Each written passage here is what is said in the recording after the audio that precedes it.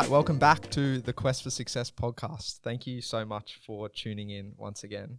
As many of you know, I have recently started my own business in the circular economy space. And through that, I've had the privilege to meet many other founders also in the space. And a few weeks ago, I got introduced to today's guest, Shanya, and she was so great. She was so fantastic and gave up so much of her time to have a wonderful conversation with me. And after getting off the phone with her, I was telling Jam about, this amazing founder that I just met. And we both decided she would be a wonderful guest to have on the podcast. So Shanya, thank you so much for joining us. We really do appreciate it. Thank you for having me. Yeah, it's also we are in a different environment today. We actually came to Shanya. Yeah. And, so thanks for having us in your place. Yeah, you're very welcome. Anytime. Yeah. So Shanya, I know you might not have listened to our episodes, but basically the whole goal of our podcast is really, we understand that success means different things to different people. And we really like to unravel kind of how someone's journey has brought them to their own definition of success. And so I want to start on that note. What does success mean to you? Oh my God.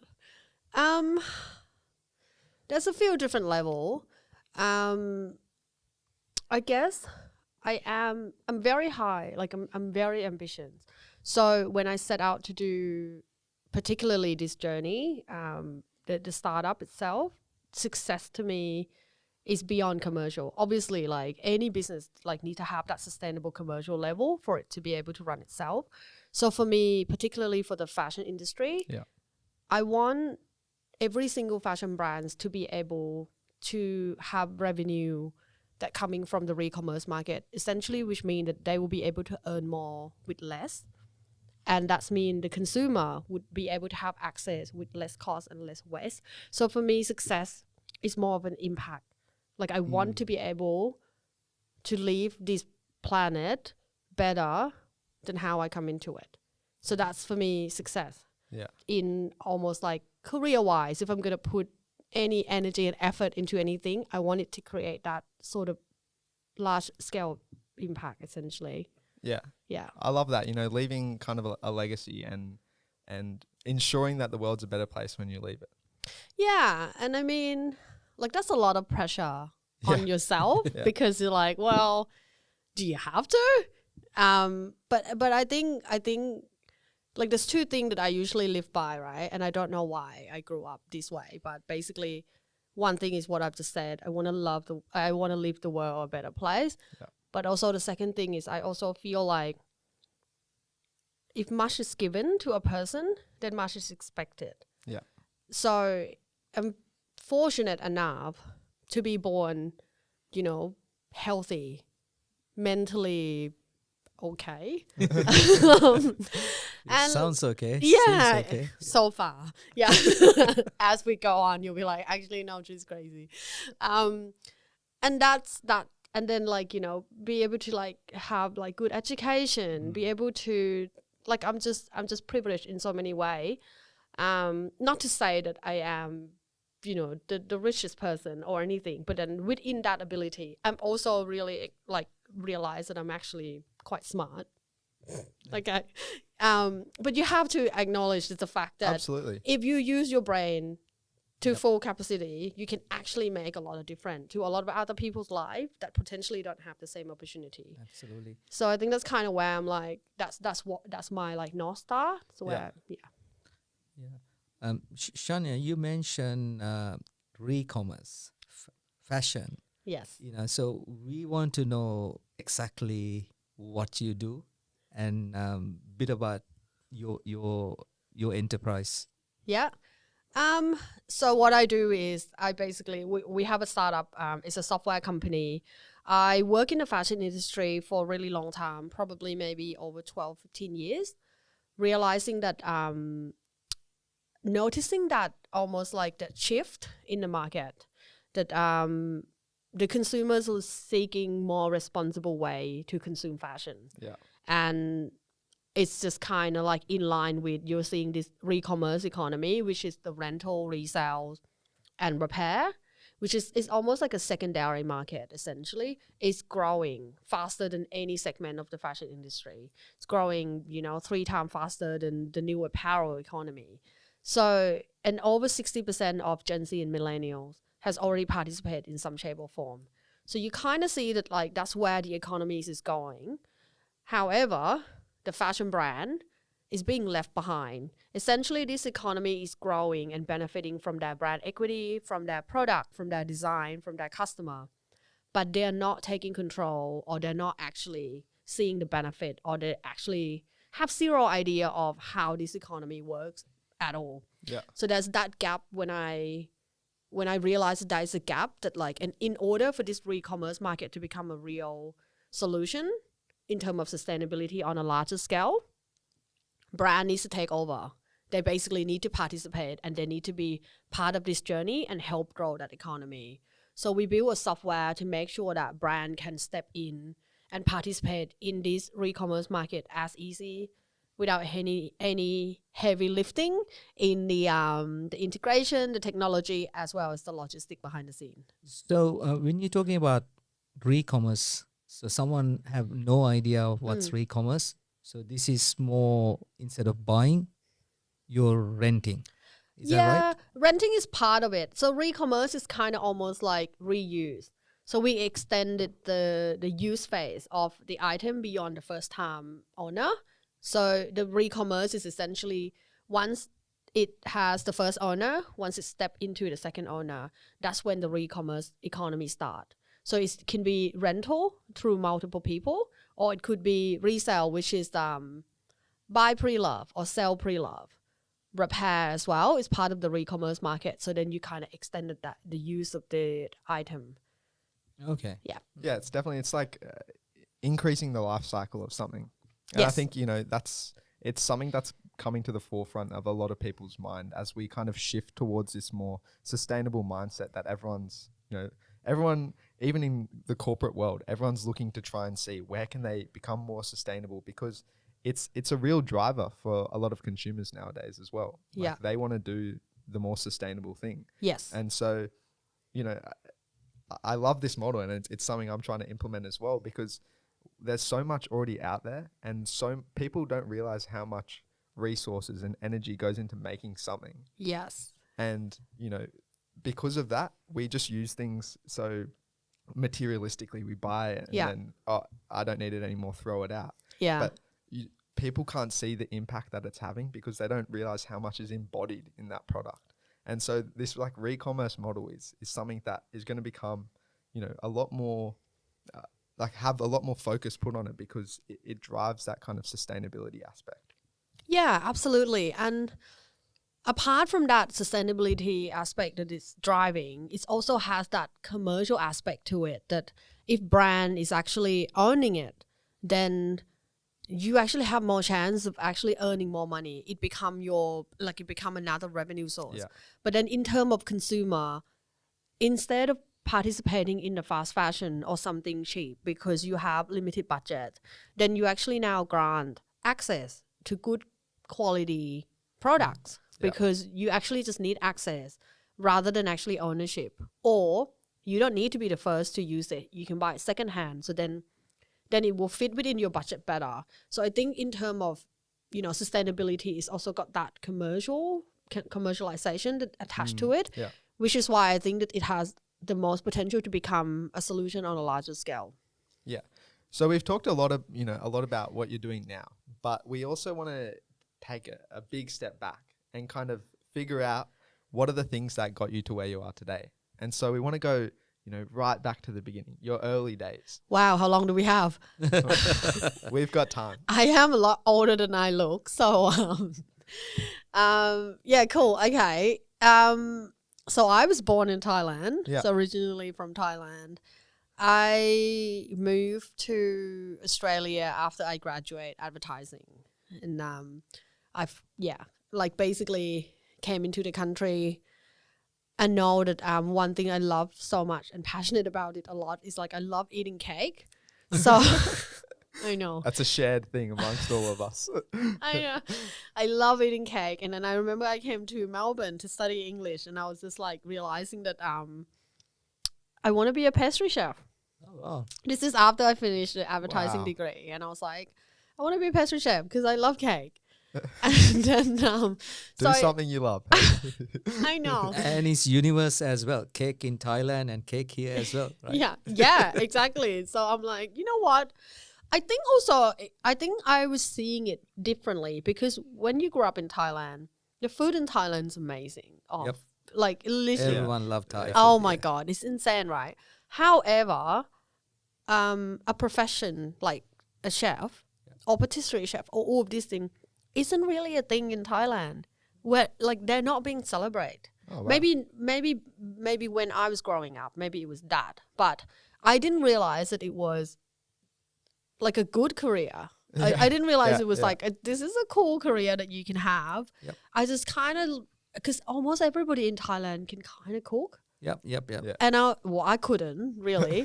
But then I was like, I came here and then it was a thing. So I remember telling my dad, I was like, oh, I want to be a pastry chef. And he's just like, yeah, don't stop talking nonsense. Yeah. Yeah. He's just like, what are you talking about? And then eventually I was like, you know what? It's a thing. I want to go for it. I want to give it a try. And then, so I did patisserie for 2 years. And then I became a chef. And at one point in my career, I was at the head of pastry chef at the Hyatt Hotel. Oh, really? Yeah, it was really cool. In 2 years, you Yeah, came from nothing to yeah. wow. It a was 5-star. It was a lot of stress, I have to tell you. Yeah, there I was bet. so much of like different type of dessert that I have no idea what it was. To the point where also I don't know if this is a thing, but you know hundreds and Yeah. thousands? I don't know if this is Australian thing. I didn't know what it was. and I was doing this banquet at Yeah. the Hyatt Hotel. Oh, am I allowed to say this? Probably can. And then last. So I usually was the last chef Yeah. because dessert go out last, right? All other chef has gone home. It was me, and I was serving the last like 7 ice cream for the kid. And on the menu is say like this like honeycomb vanilla ice cream thing with hundreds of thousands. And I was like, what the fuck is hundreds and thousands? And I've got all the ice cream ready to go, plated, and you know like it has to go like quick, Yeah. right? And then all the front of house were waiting, and I'm like, just take it, and they were like, we can't. Where's the hundreds of thousands? And I'm like, what is 100? And like, Yeah. and then one thing that I look around the room, and it was like front of house, like overseas, back of house, like the kitchen hand, me, everyone was like, no one was Australian in that room, and I was like, I have no idea what it is. Like, I don't know, and because the kitchen was underground, I couldn't even like search for it, Yeah. and I was like, holy shit.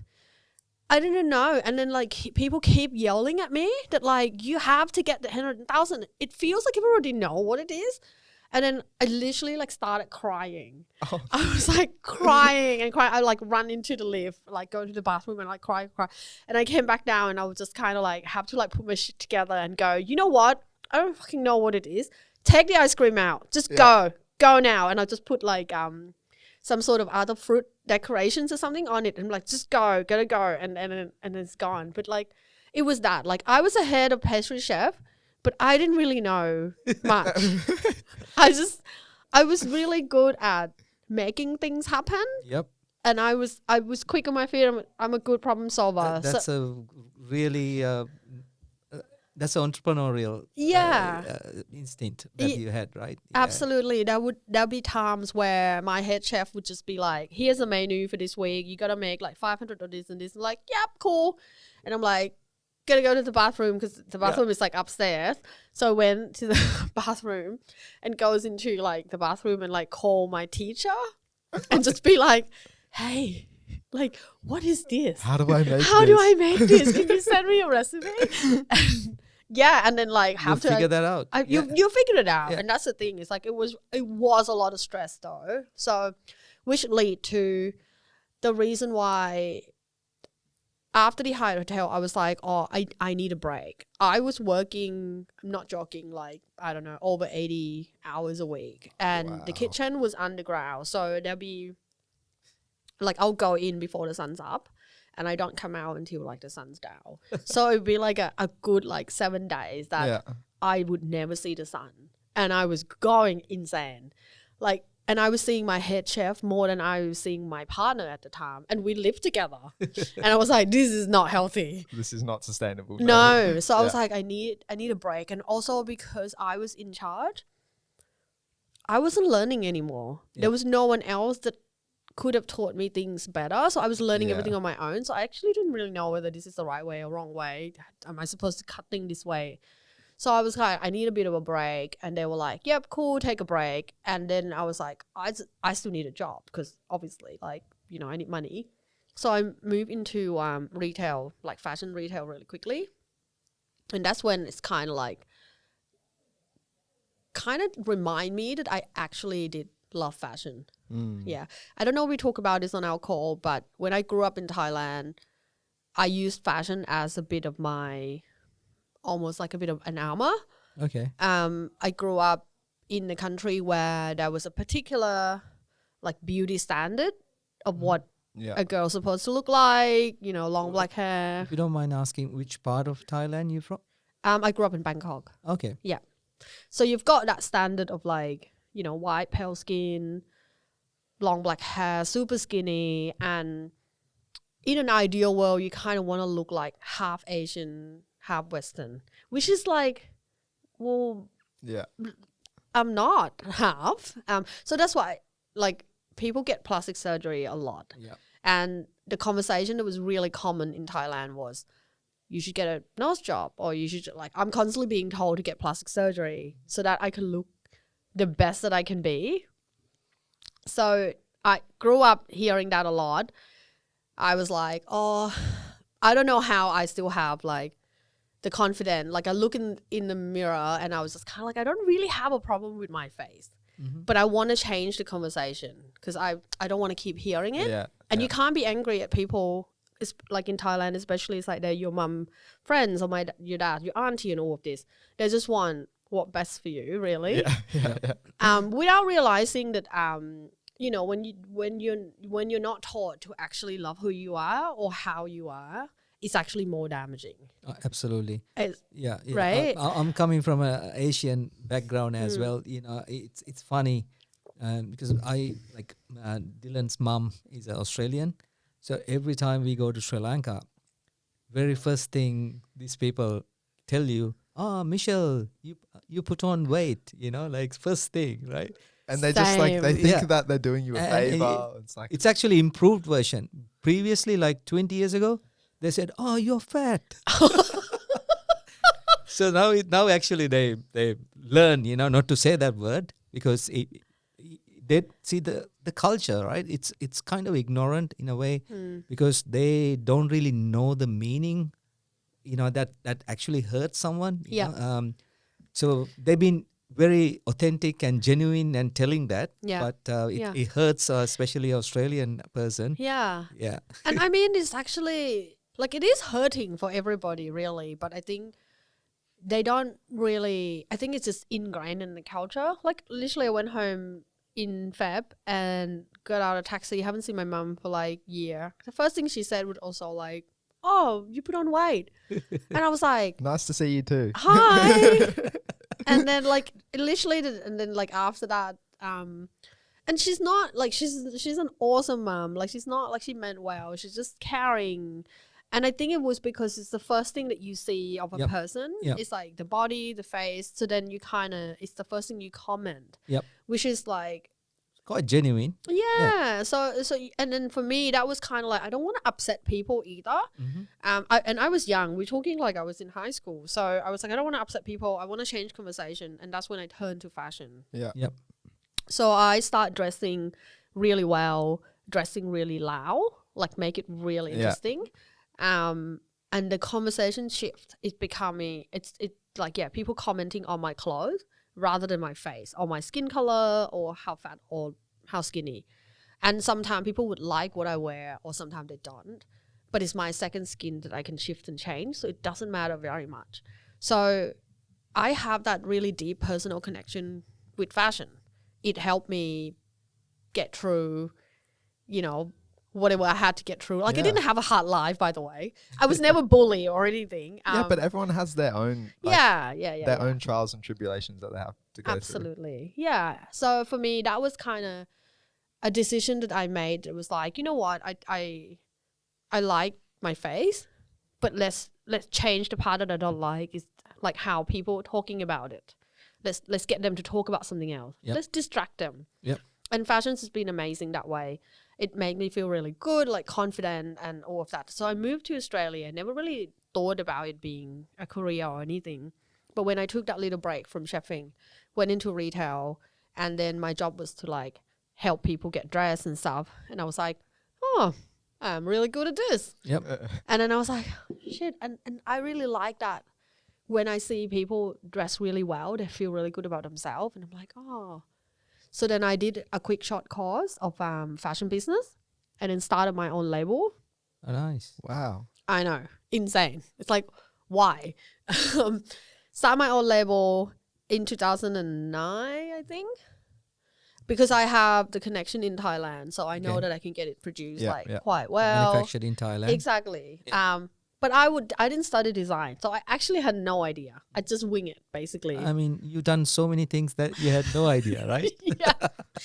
Yeah, that's kind of like That's a theme, right? entrepreneurial. Yeah, I Yeah. just like, you know what? Let's do a collection. Let's go the price point I want to pay. This is what I want to wear. Let's try it. And then, but in 2009, sustainability wasn't really a thing. But I do know that I want to pay people properly in Thailand because that's where I come from. And I would like start making things and then realize that like, oh, wait, this doesn't make sense for the price point that I actually want to pay. Because I also was like working alongside that. So it was like at this point I jumped back into advertising. So I work in a post-production company. I'm like, I can't afford good clothes that's been made well, that has people like being paid properly, and like that I still can't afford. And I'm like, well, how does this make sense for any other brand? And I was like, oh, maybe because they produce like in a large quantity, so the price can be dropped and stuff. I'm like, no, but it has to be dropped like more than 60-70% kind of things. I was like, this doesn't make any sense. So, and then I start producing small collection, and then like it was selling out. But if I was thinking about like paying myself properly to do it, there was just no way I'd be able to pay my salary that I'm earning now. And I'm just kind of like, and do I want to increase the volume? And then I just realized it's like, you know what, you're not a designer. What are you doing? So I was kind of like, and I'm like, all right, let's pivot into something else. But what I actually really like is seeing people get that enjoyment from discover something that work with them really well. So I moved into becoming a stylist. Oh, right. Wow. Yeah. Yeah. Didn't really know that either. So I took a short course. And then I was like, all right, let's see how we would do this. And at the time, I think it was still quite new as well. I think I shift in 2013. So it was quite new for like people to have website, understand SEO, like Google Analytics and like Google Ads, all of this. So I then has to like jump in and learn how to get myself like being recognized and all of that. And that was like the part, I think when I was doing styling, that was like almost the happiest of like when I look forward to go to work, because within a short 2 to 4 hours, I would see someone like transform. Mm-hmm. It's like, you know how every rom-com has that makeover scene. It's super powerful. Yeah. It was amazing that like it's almost every session will end in tears. And someone would just be like, I never thought I could look this good. I now want it to feel like I want to go out. I want to hang out with my friend. I want Giving more. that confidence. Yeah. I know. And I was like, oh my God, this is amazing. Love it. And a lot of people that comes to me wasn't like the rich and the famous. I wasn't dressing celebrity. So I get a lot of people that like, I've just, got out of divorce, or like my husband cheated on me with a younger girl, or I've just got promoted, but I don't feel like I belong. I have imposter syndrome, all of these things. And I was just like, oh my God, almost every first hour, it's like a therapy. Yeah. You're like, all right. Your therapist. Yeah, let's Fashion therapy. I know, let's work this through. And then toward the end, it's always just like, actually, you know, I feel really good about myself again. So that was really good. And then in 2015, I came home from work one night with a bottle of wine, and I was like, I work in the fashion industry. I'm really fancy. And this is what going through my head all the time. And I was like, I'm going to watch a fashion documentary, you know, have a bottle of wine, and like, oh, really cool. And then I picked True Cost. I don't know if you heard of it. Yeah. Yep. So not probably in my mind, like in hindsight, I'm like, that's probably not the documentary I had in mind to watch, but I didn't know what it was going to be about. 2 hours in, a bottle of wine gone. I was in tears. Like, I was crying and crying and crying. And I was just like, oh my God, I had no idea that the industry was like behind the scene is like this bad. Yeah. And my job day to day is to facilitate that consumerism. And I was just like, oh, wow, you're actually not doing that great. And I think that was that moment. It's like, I'm now suddenly not comfortable in my second skin anymore. It used to be like the best friend protected me. Now I feel uneasy.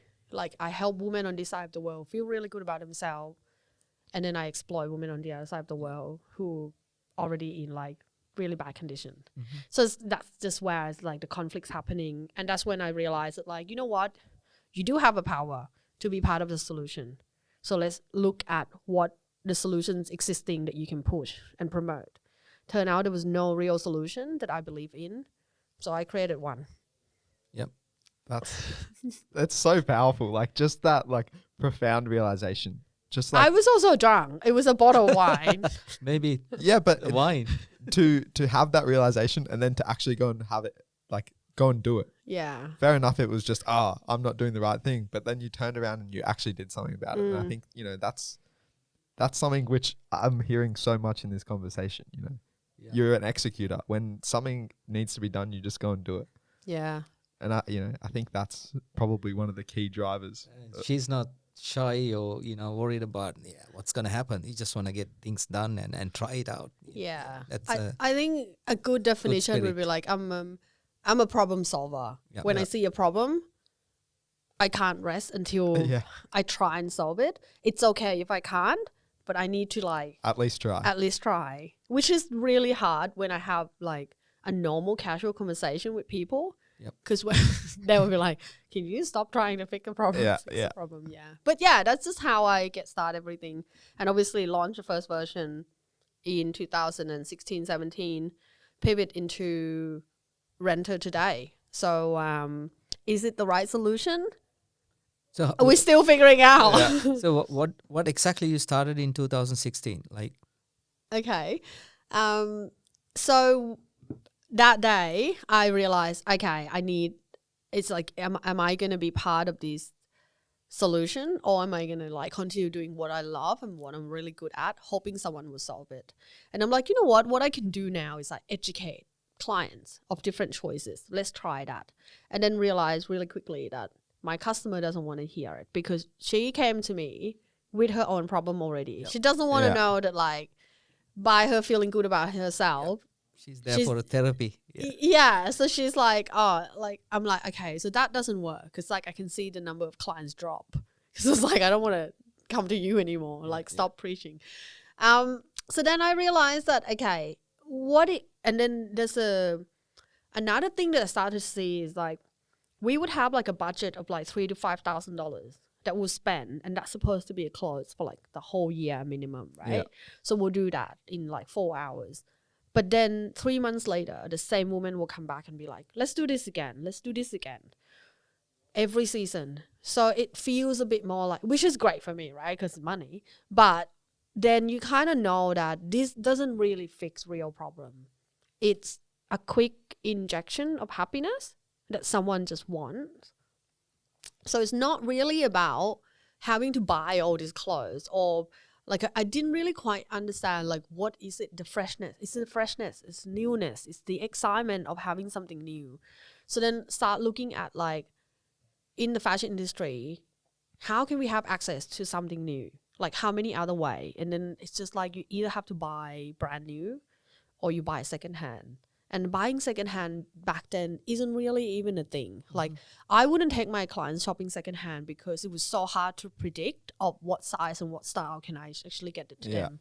There were some stylists that were actually really focused on like secondhand clothing, and I was just like, this is like not much. So do they? Sorry for my ignorance. Yeah. I don't really never been to a stylist. So Do you want a session? so they come up with a budget, like saying, okay, I've got $1,000 I want to spend. Can you dress me? Yeah. Is that the? Yeah. So usually there's like we go through a bit of like there's a form of like, okay, this is where you're at. Where would you like to be, and why? And like, who are you? What is your lifestyle? Are you a mom that chasing kids around, or are you a professional? Like, so then you can pick the right material, the right style. Like, because you're not gonna put mom in like, you know, silk dress, long gown, because they're gonna be impractical. Isn't it? So we work out exactly what works for you, and this is where you're at. What are you not happy with? Where would you like to be? And then you go, what is your budget? And my job is to make that budget go further as far as possible. In fact, when Zara and like H&M dropped in Australia, I was really excited because I was like, oh my God, I can stretch the budget even further without realizing, like, you know what I mean? Yeah, my what's goal, happening in the background. exactly. My goal was just to make my clients get as much out of this budget as possible. So so basically that's what we'll do. And then I would go shopping the day before the session. Okay. And then I will put everything on hold in the store.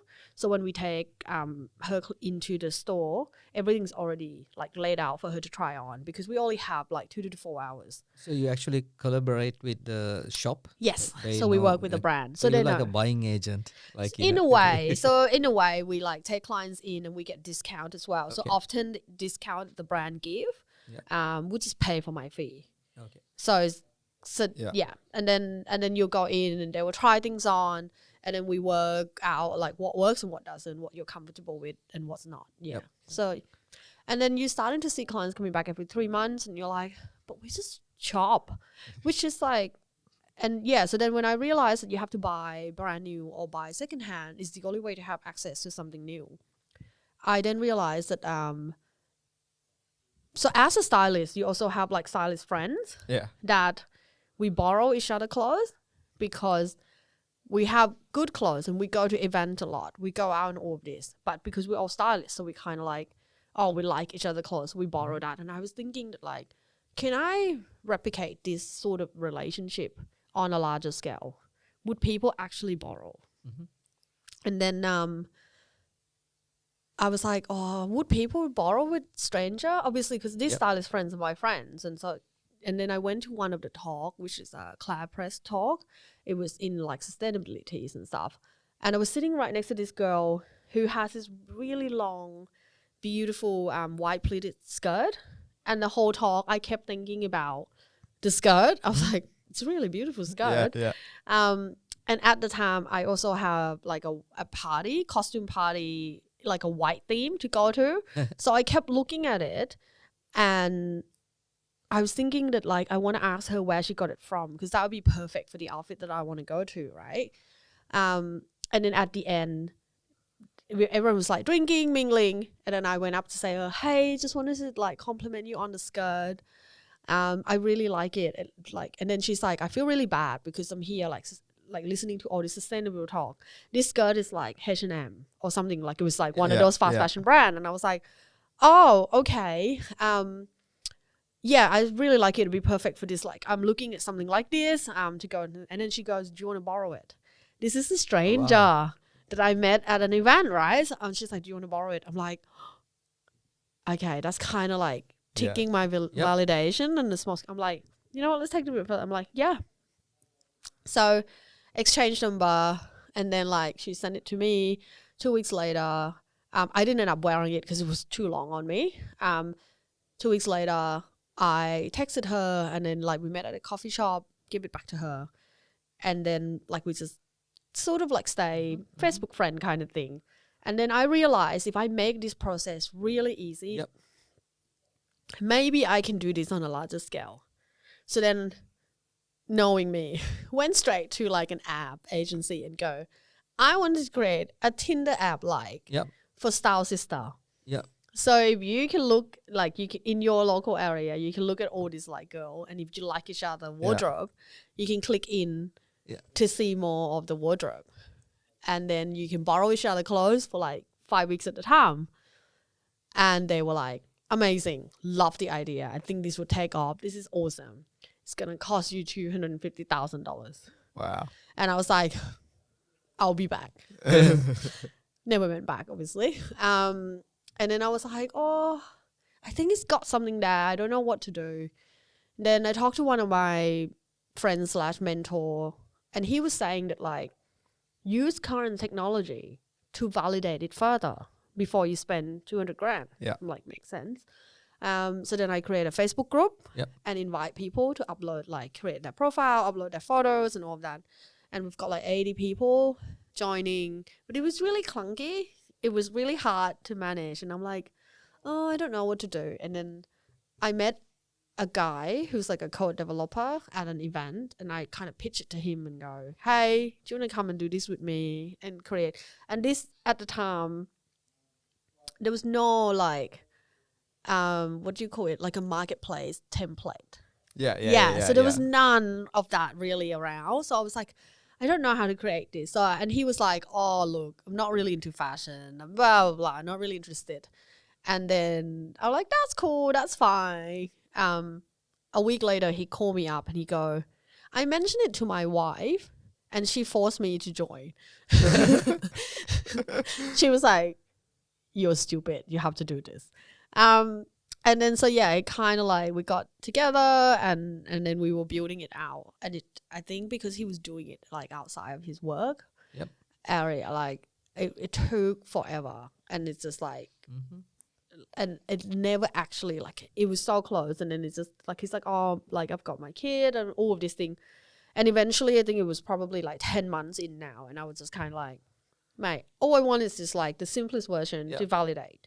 The hard part is after this launch. So then I decided, I'm like, okay, I don't think you're right for the project at the moment. Maybe later. I can't wait that long. Can't wait that long. I don't know when. And because of that, it forced me to look for other way to do it. And then I just actually, you know what? I'm going to build this myself. So I went and learned, didn't learn coding, learned very basic coding. And I'm like, oh, it's going to take me like years to be able to build that. So then I basically learned how to hack software and patch it together. Yeah. And then like kind of got one version and then just roll it out. The truest sense of an MVP. I mean, Shanya, this is very interesting. I mean, you're such a special person, but I'm doing this for so many years now, right? Realizing we are very similar. You know, we gone through a similar journey, and I can see Dylan's doing exactly the same thing. Because the nature of us, you know, we want to get it done like now, right? You know, and we know other people don't have the same passion and they can't visualize what we see, right? So then you get frustrated and you want to trying to build it, and then you realize maybe that's not the way to do it, you know, but it's going through the same circle.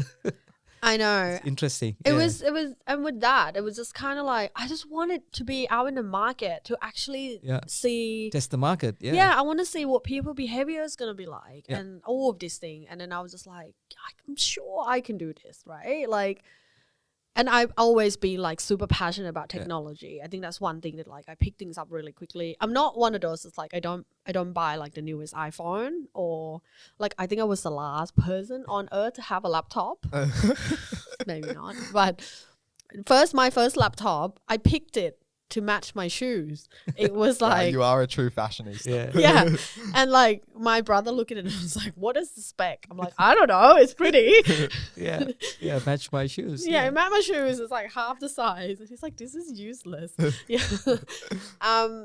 So I eventually built it, patched it, kind of thing, roll it out. And then, but at the time I was also able to loop in another like creative director to help me like with marketings and stuff. So I was fortunate to, like, one of the things is always, I can always inspire people to, like, believe in this, like, insane goals and ambitions. So, like, I always get, like, really good people to come along the journey. And so he helped me, like, build it out and like, we roll out the campaign, all of these things. So within the first 3 months, I think we've got about, like, 500 active users. Wow. Sorry, no, 500 users and about, like, maybe 100 active user. Wow. So it was exciting. And every month we'll create, like, a photo shoot. Yep. So people can bring in their clothes and we'll have the models on standby, and people can shoot, like, they can be model themselves or we can have someone else model it for them, because one of the issue of marketplace often is, like, the clothes is not being presented nicely. Yep. And then you just kind of like, this is shit, I don't want to borrow this, even though it's, like, a really awesome piece. Yeah, it's the same issue that Airbnb had. Yeah, right. Yeah, exactly. Actually, you know what funny? This jumper that I'm wearing, and not actually intending to be talking about this, but this was, like, in the first round of collections. Yeah, and I'm still wearing it. So someone actually was, I don't know if she's going to listen to this and she might ask it back. Lisa Mitchell, I think. She was a singer. All right. She was Right. Yeah. You know her? Like, the name rings a bell. Yeah. So she was, like, participating. So she gave us, like, 5 pieces and stuff, and to be part of this collection. And and, like, everyone took it back once we, like, roll out to next, and she's never, like, asked for it back. So I'm still wearing it. So how did you actually fund this early days of your venture? Just bootstrap, just me, because it wasn't high. I mean, I Not built capital, no. huge, So we asked everyone for favor to do everything, literally. And I was like, I owe people so much favor. Trust me, like, it would take me a lifetime to, like, pay it all back. But then we get to about, I think maybe, like, 3-4 months, 5-6 months, and then I kind of starting to see the disconnection between who would be borrowing it, who would be lending it. And it's starting to become a bit of a hustle for someone who had lots of good clothes and not really borrowing. So they're like, I either have to ship it or waiting for someone to come and collect it and all of this. So then they will start sending clothes to us and be like, can you manage it? Mm-hmm. And more of that start to happen when we do photo shoot. People just leave their clothes there and be like, you guys just manage it. And then if I want something back, I'll let you know. And it's getting a bit easier for people that want to borrow, so they can borrow from different people from just us, right? And that's when we realized that, like, we need to monetize this and then pivot into the second startup, which called Closet. Okay. And the Closet was basically say, all right, we're going to collect all these clothes, put it into capsule collection, use my styling skill, and then people can actually rent that for, like, 5 weeks at a time. And I was like, oh, would people do this? Let's see if, like, if I create, like, 20 capsule collection from real actual pieces, do shoots and all of that, would people actually pay for this? Or, like, would people be interested? And we roll out the campaign within 3-4 weeks. We've got 4,000 people sign up. Wow. Yeah, so I was like, holy shit, consumers ready. So how did you done the marketing, like through, like, a social Social channel? media?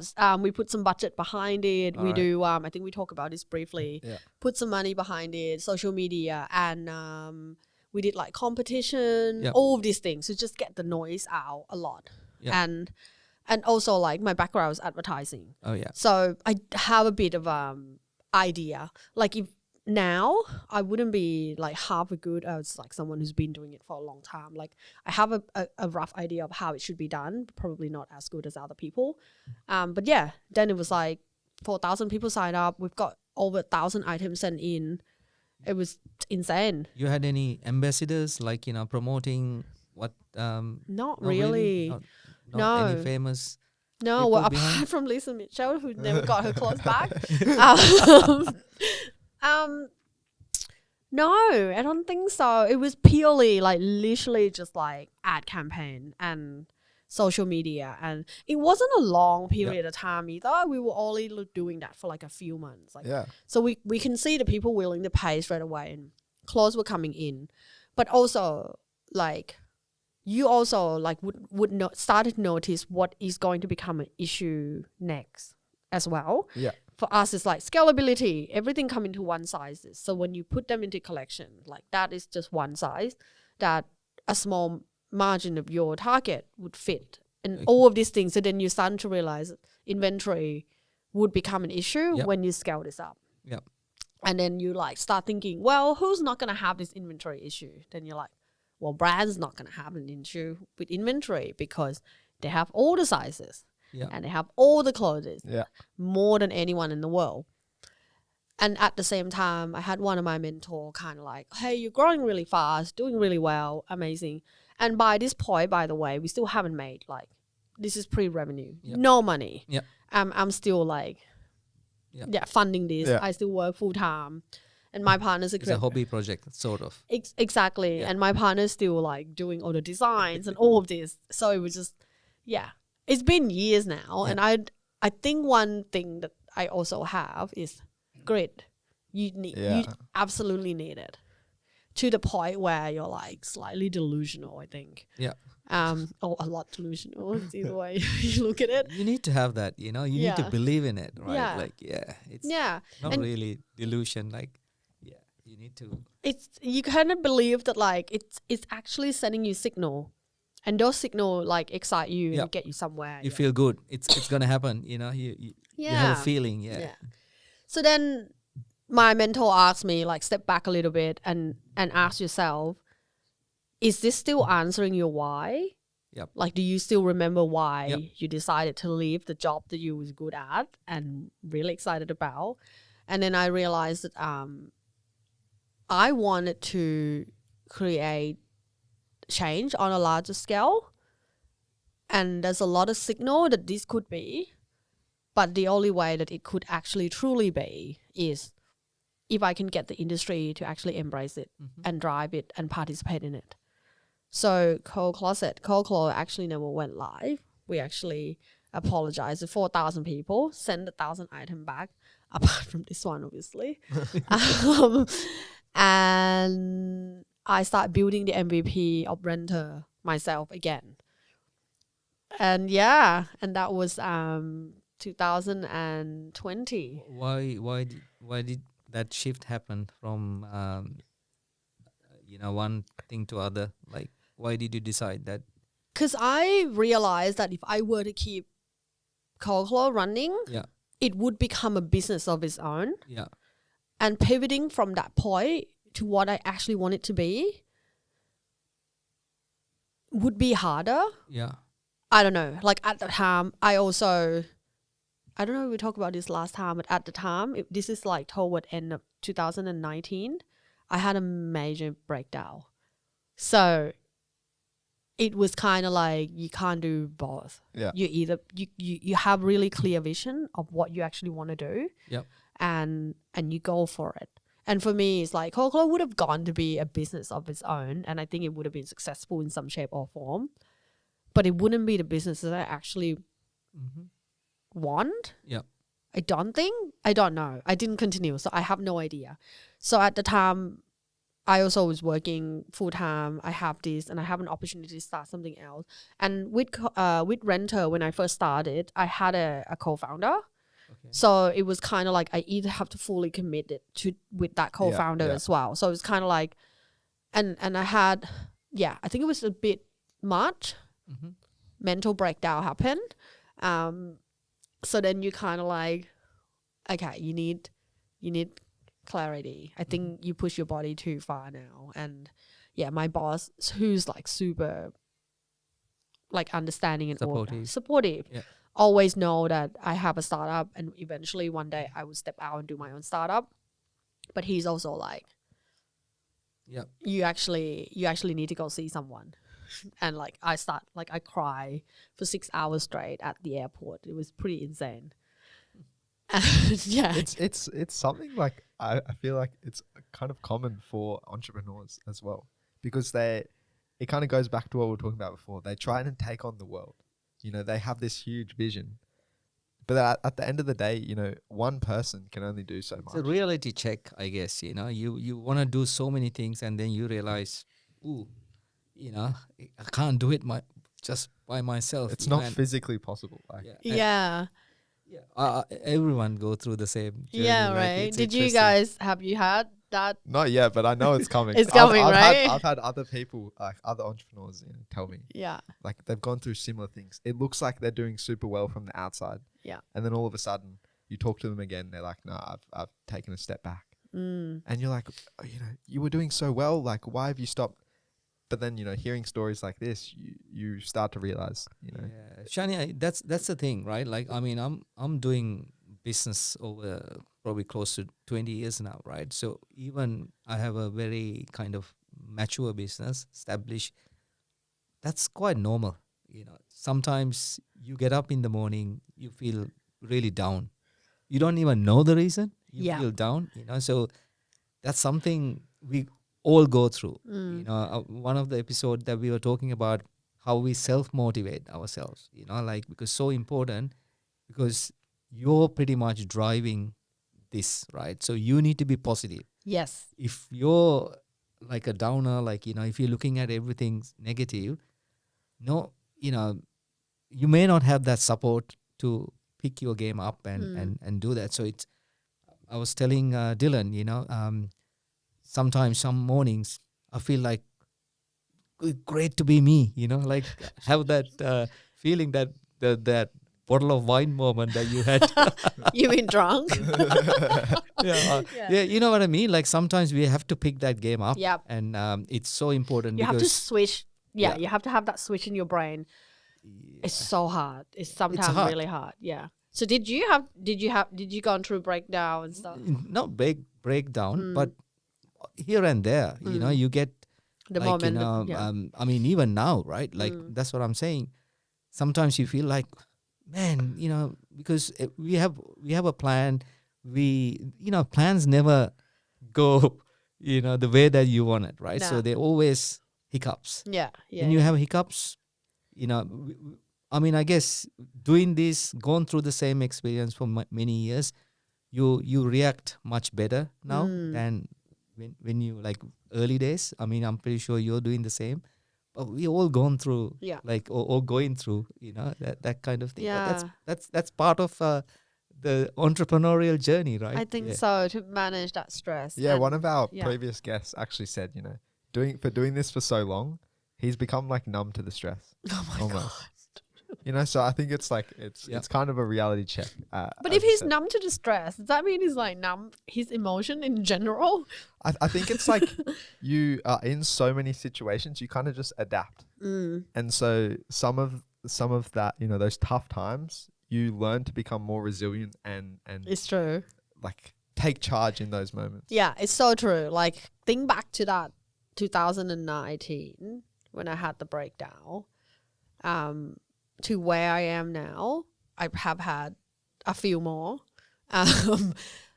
but your stress threshold Yep. go up and up Yeah. and up and up, and I think you just kind of like you manage it better, and as part of entrepreneur, like you kind of like the high is so high Yeah. and Yep. the low is Yep. insanely low.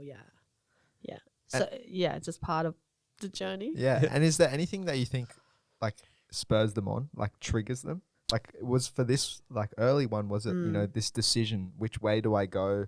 I could stay down the path that I'm on now or go into something to have a bit more impact. Yeah. I think it was that. And also it was, I think I always have that that financial stress as well, because you didn't like you weren't really able to like everything I do, and I work full time, but I didn't have like I wasn't earning $500,000. I wasn't a CEO. I was just working. I'm earning like A modest wage. modest wage, just like a normal $70,000-$80,000 a year, and then like I pay mortgage, I support my family in Thailand, I pay rent, I pay for food, and it's like that's barely anything left, and then I still have to fund my startup as well. So then, and you also want like a holiday once a year, all of these things, and you have that. You also have like when you have full-time job and you have this, you always at the crossroad of like you can't just have a normal life. With like you can. I'm so glad you said that because I've been having that a lot. Yeah. It would be so easy just to go back to my job. It's right. and there's nothing wrong with that at all. It's literally, I'm not saying people that just have a normal job is like not doing whatever they're supposed to do. I now realize though that even if that time I call it and go, I'm just gonna have a normal job, it would only be a short period of time, and there will be something I want to do again. I think it's just in you that like you want to build. You're different. You're just different. you're just a builder. Yeah. So you want to build something. So I kind of realized that point that like, okay. So I think at that point it was that I either continue this. So it was a stress of like, do I continue this? Or also it's been a lonely journey. I've been doing this a lot on my own. So then when I had an opportunity to have a co-founder to start Rentr, I was like, oh, like I want someone there to actually strategize it with me, to actually take some of the pressure off me. So making that call was really hard. And I think at the time work was really busy. Yeah. And then so, you know, starting Rentr, what was that process like? It was kind of go back to every single time I started something, I have to figure it out. How do I validate it? Yeah. So, and validating it with brands is harder because now it's not just consumer tried, and there's a lot of forgiving. This is us integrating onto a fashion brand website. You can't fuck it up. Yeah. So I have to figure it out what that technology looks like and build MVP myself because I didn't have any money to pay anyone. And then literally getting brand allowing us to do that. So. And how did you go about doing that, getting your first few brands on board? Was it through connections that you had in the industry? It was all, So my co-founder at the time, she works in the industry for quite some time. She was a buyer. So she was just like, have a lot of connections. So then she was able to like get some of the brand that she quite familiar with to get talking to us so we can gauge their interest. However, when we first launched the solution, it was 2020 March. And literally we were supposed to launch in a big way at the Legacy Summit, the biggest like sustainability like conference in Sydney. And it got shut down because of COVID. So all the conversation, everything that lined up, everyone just went into like survival mode. So no one was doing any innovation. So we were like, oh shit, there's nothing we can do. But in hindsight, we didn't have any like operation costs. We didn't have office. We had nothing. Both of us has full-time job. So we were kind of like, all right, let's just work on this. In the background. In the background.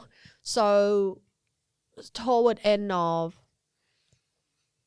20, a couple brand were kind of like coming back in and kind of like, okay, hey, we want to pick up the conversation.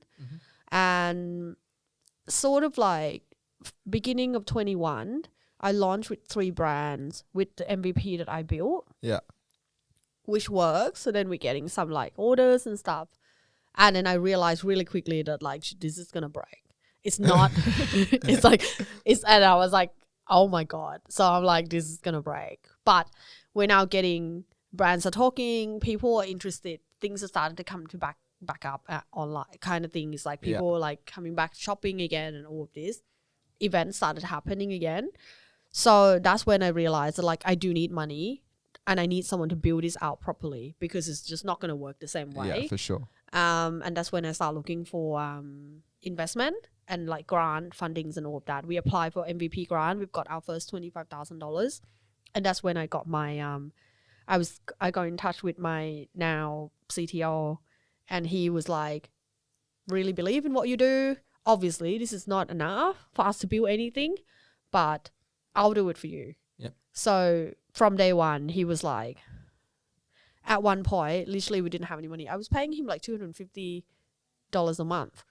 Oh, damn. wow. Yeah. I know. He believed in it. He believed in it. Yeah. And at the time, there was no equity like offered or anything. He's just like, and I think for him, he's just kind of like, you know what, I want to see, like for him, it's like taking equity doesn't mean anything. He's just like, unless it, like if it's dying, like what's the point? So we grow together that way to the point where I did actually ask him, I'm like, hey, I want to give you equity now. And like, I actually want you to be a co-founder. Yeah. And at one, and during that time, 21, my actual original co-founder like exit. So we basically went separate way because she also had a digital fashion company on the side and it's got accepted into the New York Fashion Lab. Oh, wow. So she was like, oh, can you close Rentr and come do this with me? And I was like, I can't.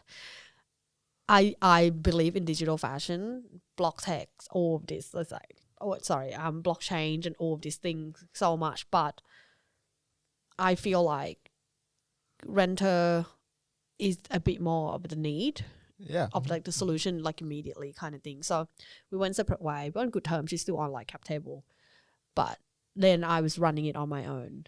But yeah, and then I started looking for funding, and yeah, we got our first funding in October 21. Oh wow. Yeah. And then from there, how did you? It's smooth selling, no. Yeah. No. How did you, take this kind of proof of concept and kind of just start to grow it? It's been a journey, to be honest, and it is still, because no one really know how to incorporate re-commerce into their business. Yeah, it's a totally And new thing. It's so new. Yeah. We don't really know either. So maybe to cut this bit out. But Yeah. No, but that's a nice thing as well. You're going on the journey with them, right? yeah. Some brand though, do you kind of want you to know everything Yeah, before yeah. they're Yeah, like, but also fashion brands, like they're kind of old fashioned as well, right? oh my God. Yeah. like any new things, I remember this is a while back, we talking to all these fashion brand for them to have their products online. Yeah. This is probably not even far, like maybe 10 years ago, right? And they hate the online thing. They're Oh my saying, God. we don't want to have our products online. That pretty much devalue our brand. Same conversation today. Oh my God. Oh, really? Yeah. You know what? Like my dream is to be able to talk to Tobias, Shopify's Oh yeah. founder. Yeah. I want to, like, I'm listening to his podcast at the moment. I want to know the struggle of getting the brick and mortar moved to online. I want to know what that's like. Yeah, that'll be interesting. Yeah, because I'm like, I mean, I've got the early adopter who's interested and exciting. Like, we've got more and more interest coming, but it's like, it's still hard for them to fully understand that this is where your consumer's going to be. You're going to want to be part of this. But why did you get people online? Did you have a platform? Or was it this is around 2008, just after 2008, when we were working with many loyalty programs like Qantas. So we wanted to bring brands like Oraton onto Qantas, and initially they pushed me out, like say, no, we don't want to go. So then reach out to many brands because that's what Qantas like to have in their program, and it was so difficult to convince them. I mean, it took me a while to convince them, and they joined with conditional, like, okay, let's do it very tiny. Even now, you're right, like even we're talking to some brands, they are pretty hesitant to like look at new channels, right? They want to keep working with their main retail, and like it's all they know. Yeah. And it's really hard to try and explain that, like, hey, we don't know everything yet, but think about what potential it could be. Yeah. And like experiment. The problem is, right, with the brand, unless you're a founder or any company really, unless you're a founder, you kind of know that I'm probably going to be here, I don't know, 3 to 5 years. So I'll do what is best in that 3 to 5 years. You don't think long term. Yeah. Because you don't know if you're gonna be there. Yeah. So unless you want to do, it's just like, I'm gonna leave this legacy. Yeah. Or like, actually no, this is it. I want to be here until I retire. Yeah. It's a really different mindset, because you're like, well, I want this quarter to have the highest profit because that's look good on my book. Yeah. But you actually don't really think further beyond that. So I don't know. Like, it's so Shanya, how do you see this business? I mean, what's the future for you? Like, the future would be Shopify buying us out. that's the exit. Yeah. So again, the goal is to equip brand with a different business model that actually like get them to achieve commercial growth, but in a more sustainable way. Yeah. So that's just like, people, planet, profit, hitting all the P. So for me, that's where I'm excited. I want, at least 60% of brands around the world to be able to offer like a full circle of like both brand new and re-commerce, participate in it in some shape or form. And we want to be that platform that people think of. It's like, oh yeah, actually I want to start offering rental, or actually I want to become a marketplace of my own brand. Yeah. Then, well, we can integrate Rentr, and then like that can happen really easily. So that's kind of what my vision is. Yeah. And I want consumer to be able to, like think of a brand that you love, and it gives you option to just, do I need this long term? Do Yep. I buy it? Or if I want it short term, can I have access to Yep. it? Yeah. Yeah. And then once I purchase it, do I have to think about end of life? Can I just send it back to the brand? Would just sell it back to the brand, or send it back and they manage it for me? So when brand taking that ownership back, it's just mean they're taking that responsibility back as well. Yeah. And just before we started recording this, you dropped a bit of a bombshell on us and said you started a charity.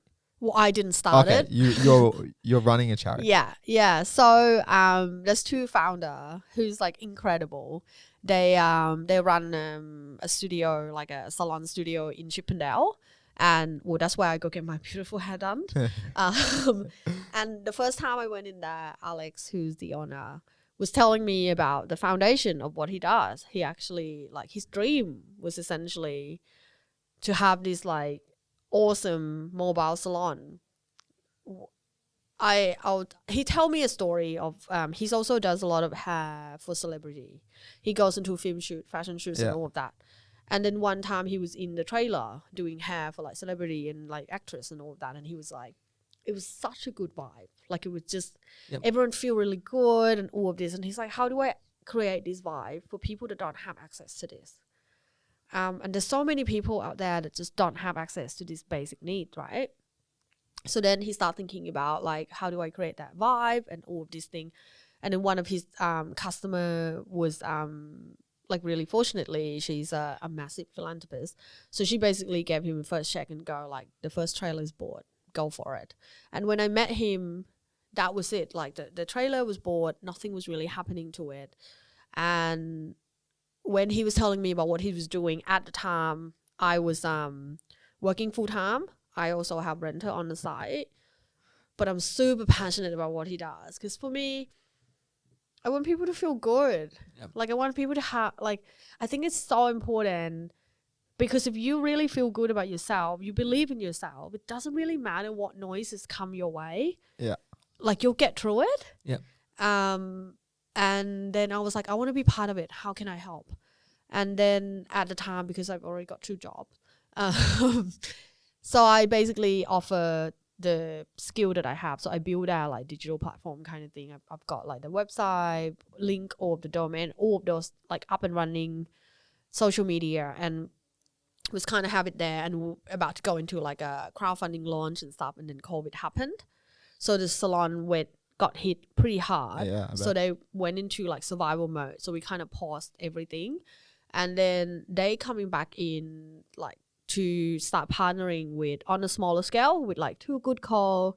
Every cohort, those women that go through Too Good Co. to learn about hospitality skill, front of house, back of house, and admin and all of that, would also get pampered. Like we also like halfway through the course, they get like grooming session to learn about how to present themselves, and like purely just to make them feel really good about themselves. Those things start happening, and then I actually starting to see like real impact. We've got like 10-15% of the women that come through actually came back to the salon after they've graduated and got a job and wanted to be like a paying customer and like literally want to be part of it paying forward. And I was like, holy shit, we're actually making a real impact. And for me, it's all about impact, right? Yeah. So I was like, we need to scale this up, because at the time it's not from the actual mobile salon. They just come to after hour in the actual salon. And I'm like, how can we get this live, like on the road? And he told me that like, well, we're going to need $150,000 to fit it all out. And then because like it's just a shell, which is really sick ass dream, like super cool looking, but we need to fit it all out, and then we need to get it like on the road. And I'm like, okay. So toward I think it was August last year. I was like, you know what? The goal is to get this live by Christmas. I'll jump in and I'll help. And at this time, when I jump in, I was just doing Rentr full time. So I didn't have another job. So I was like able to like have a little bit more room. Technically not, but but I was like, it needs to be live in the community. All I want is for this to be live, and then they can run it. It's fine, right? So I started fundraising for them, and then like, and that's when we had our original like builder, but he was quoting us like $150,000 and all of that, and I was just like, we're just not going to be able to raise that much money.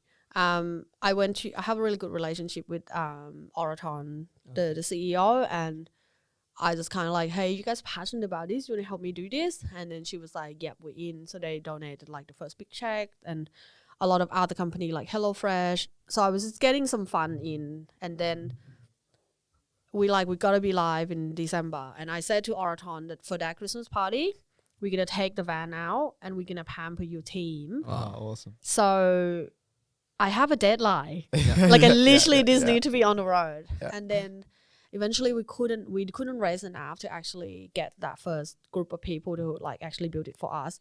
I didn't know what to do. So I called Nick from Orange Sky, literally just to pick his brain on like, hey, do you know any other builder like in Sydney that I can like talk to? I just want the first stage done kind of thing. And Nick was like, what do you need?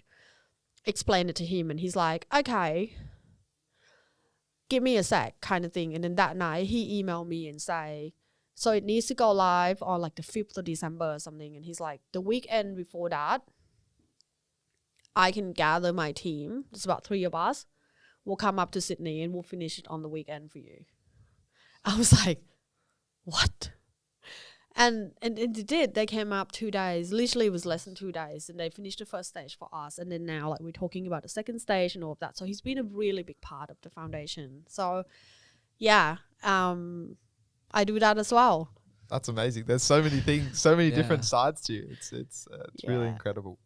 Believe it or not, we've been talking for over an hour, and so we'll start to wrap it up here. I talk a lot. I'm sorry. No, really enjoyed. It's been incredible. We could keep talking, I'm sure. One thing I like to do is kind of pinpoint the ingredients, the little factors that have helped contribute to your success.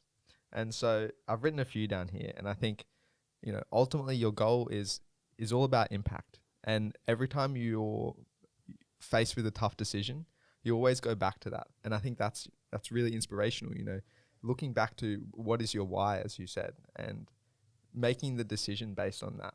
And so trying to have as much impact as possible, I think that's one of your core strengths. And the next one is, just making things happen. There's a lot of people who, are all talk. I want to do this. I want to change the world. I want to have impact. Talk is easy, right? You're a great example of, okay, I want to do this. All right, I'm going to get it done. Yeah. Pretty much everything you've talked about.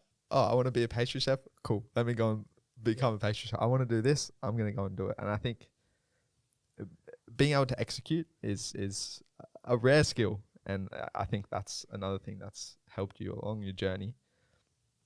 And then I suppose the last one is continuous education. You wanted to become a pastry chef, so you went and did a course on that. You didn't know how to code, so you went and learned a little bit on that. Whenever you see a gap in your knowledge, you go and learn. And even when you were becoming a stylist, going and learning a bit about that, always, even if it doesn't look like it's going to have a long-term impact on you, just in the moment, just going, I want to do this. I need to learn about it, and I'm doing that. And then the last one, I think, is long-term thinking. I suppose that kind of goes back to impact. You're always thinking about the long term, and you're trying to impact many rather than just a few. And so that's more like aligned with your purpose, Yeah. right? So you pretty much everything that you do, am I meeting my why? So, Yeah. Also, having said that, like I also happy with just, you know, to own like a wine bar or like a gin bar with a record playing as well. Like I could have that life too. Absolutely. So yeah. And then I suppose to wrap it up, right now, do you feel successful? I feel proud to where I am now. Not quite successful yet, I don't think. What's missing? I think if I can get out of that financial struggle and have a bit, the financial struggle would probably relieve me a bit more. And maybe if I can measure my impact a little bit more, like quantifying it a bit more, then I would feel that. I mean, yeah, sure, I'm successful to a point. Yeah. Like, obviously, you can't ignore everything you achieve, right? But I am proud of like how I get here and where I am today. Definitely. But not quite ready to rest yet. Yeah. Like, we're not there yet. Yeah. I think Definitely. every entrepreneur says the same thing. Really? Because they're, you know, they still haven't quite. It's always need to keep doing. Yeah, but I also don't want to get caught up in that though, that like you're never going to be satisfied. So that's why I was kind of like maybe quantifying exactly what success is for me would help. Yeah. Because it's dangerous, right? To never know. You got to know a bit of a.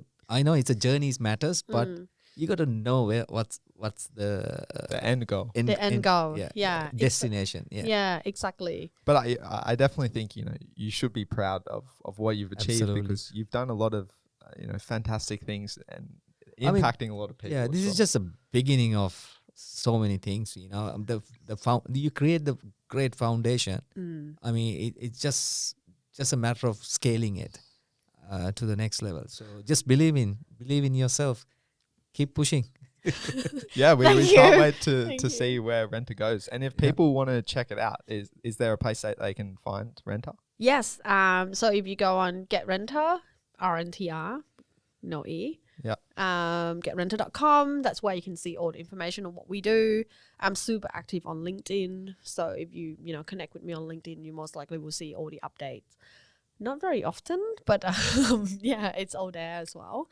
And I guess hopefully more and more you're starting to go to your favorite brands and seeing that button live on the brand. So then you kind of recognize and know exactly what we're doing. Yeah. Well, Shanya, thank you so much for your time and being so open and vulnerable as well, and telling us the real truth about your story. It's something tough, that's really tough to do, but it's really genuine and authentic, and people appreciate that. So thank you so much. And thank you. We really look forward to seeing where Rentr goes and hopefully seeing it in the big leagues. And if you aren't already, please follow us at the Quest for Success Pod on Instagram and give us a 5-star review on Spotify and Apple Podcasts. And until next time, thank you very much for listening. Thank you. Thank you.